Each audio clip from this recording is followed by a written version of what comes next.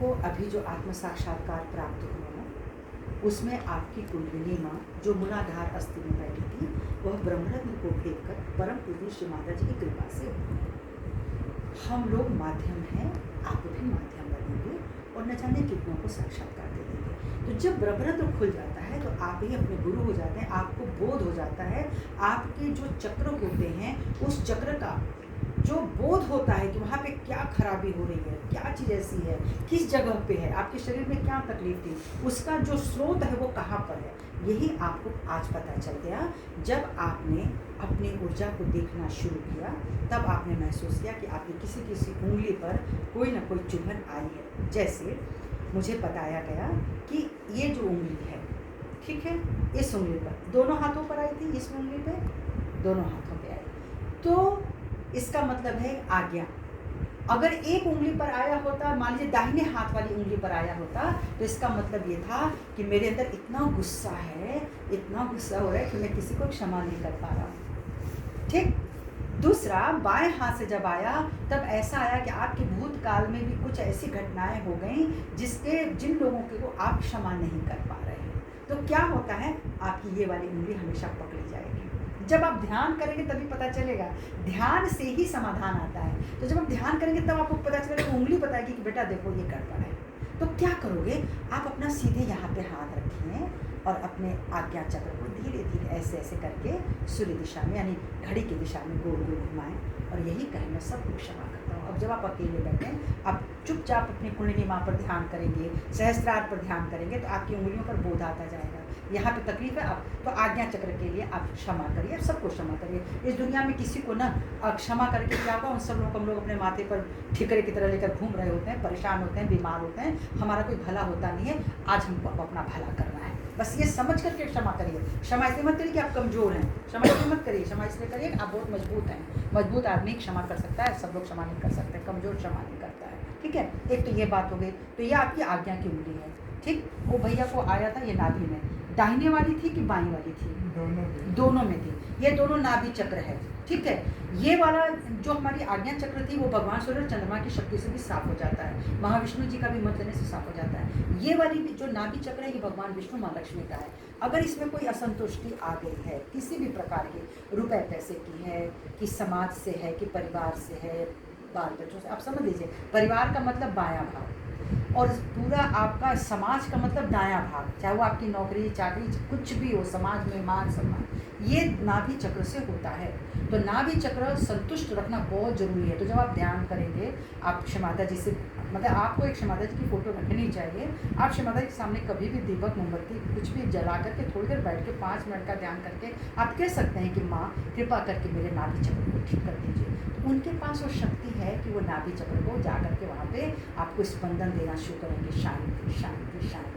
तो आपके भवसागर की शांति हो जाएगी। मत उलझिए भवसागर में, मत उलझिए सब जगहों पे। आप सीधे बोलिए मैं संतुष्ट हूँ माँ, मैं संतुष्ट हूँ माँ, मैं संतुष्ट हूँ माँ। आप ऐसा करना शुरू कर दिए, आपके हाथों का वो खत्म हो जाएगा दर्द। और पेट से संबंधित जो बीमारी होगी, देखिए आज्ञा से संबंधित बहुत बीमारी होती है, ठीक है, तो पेट से भी संबंधित बहुत बीमारी होती है। तो पेट से संबंधित बीमारियां भी धीरे धीरे शांत हो जाती हैं। उसका तरीका आपको एक जगह जब आप बैठेंगे, जब आप पूछेंगे, तो वो धीरे धीरे ठीक होना शुरू होता है। सब रोग लेकर के आते हैं इस दुनिया में, नहीं तो कई बार शरीर आने के बाद भी अपने आप कितने सालों तक हम लोग रोगों में चले जाते हैं।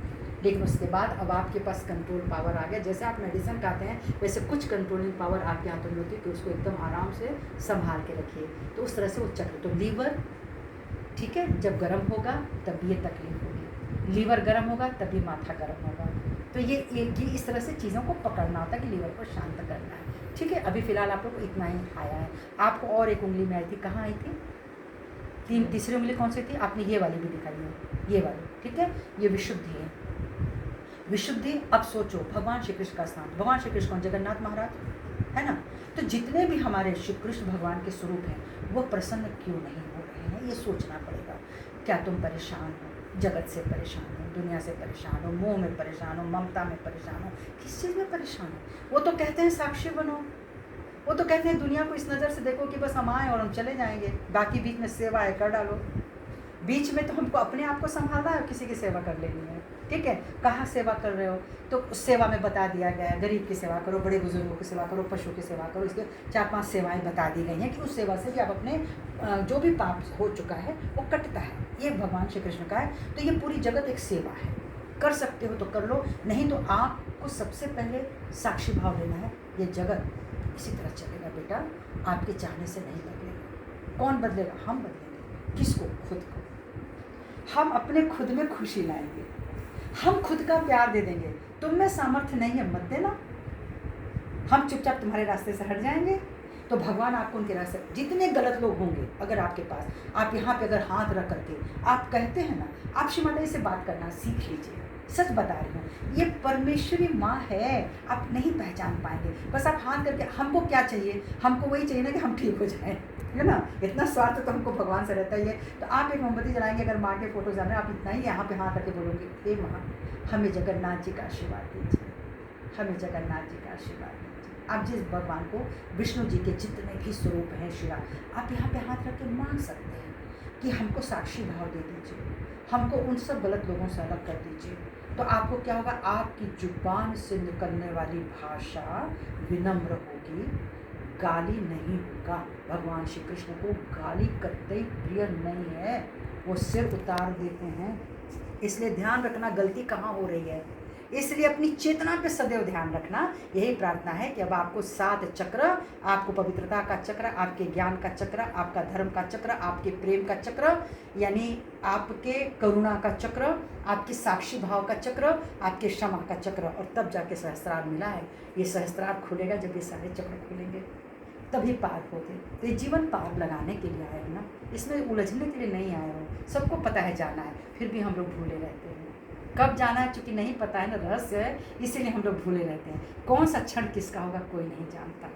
इसलिए श्री माता जी की शरण में जाने के लिए हम लोग बोलते हैं। इसका कोई ये नहीं है कि आप इस धर्म को मानो, नहीं, आप एक उनको मान लो जिनसे आपको संबल मिले, जिनसे आपको शक्ति मिले।